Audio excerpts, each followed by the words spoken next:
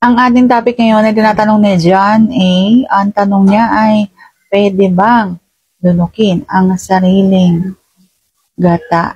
So, natin pag-usapan for today's video. Interesado ka bang malaman kung ano ang kasagot? Please keep on watching. Pero bago yan, kung bago ka pa lang sa akin channel, please consider to like this video and subscribe my channel.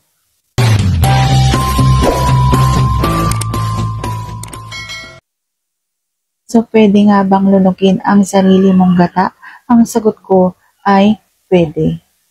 Opo, pwede. Kung kaya mo naman masikmura yung sarili mong gata na lumabas dyan sa iyo, ay pwede po.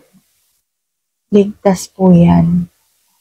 Okay po? So, pwedeng malunok.